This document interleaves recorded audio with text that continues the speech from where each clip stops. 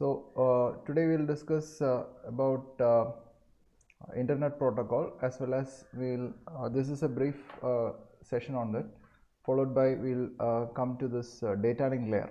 We already discussed this physical layer um, in the initial part, so we won't discuss the in a physical layer again.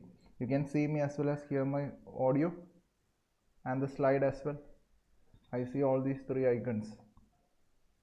Can anyone respond by audio if you are able to hear, see as well as see me as well as see the slides?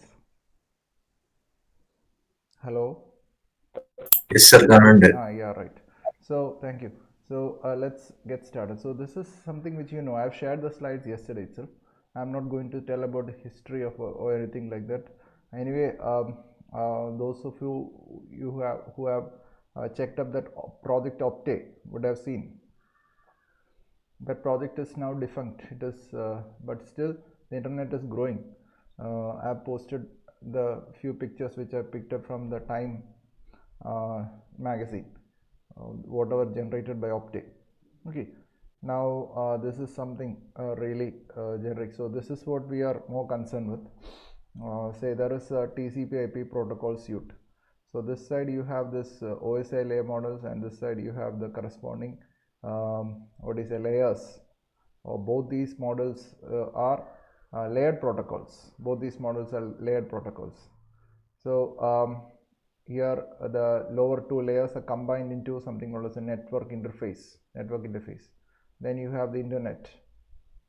So terminologies vary, but the key thing here is that the data link layer and physical layer are connected with are concerned with, say, lower functions, say transporting it as bits, transporting it as frames.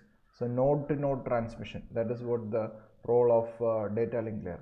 And data link layer what is a hides lot of things from the network layer. It provides some sort of reliable service to the network layer. So it makes the physical layer appear as a reliable layer. That is what it brings about. Some has some mechanisms to ensure, say, flow control, error control. Such strategies exist in the data link layer. So depending on what protocol you follow, then again you have different strategies. Ethernet, and again shared channel access. Each of these protocols have different options for shared channel access. Then IP, internet protocol, is the main dominant thing in the internet layer or network layer corresponding in the OSI model. So this IP address is allowing you to move across networks, move your message or your data across networks. So the IP address stays unique. We'll see that today, what is meant by the physical addressing and logical addressing, these two aspects. Then the two dominant transport layer protocols are TCP, transmission control protocol, and user datagram protocol. So we'll be discussing all those things. Application layer, session layer, all those things, they are presentation layer, are combined as an application layer here. The different applications as well as different services running on this. You have pods. Someone is requesting access. Let me just admit it. Melvin.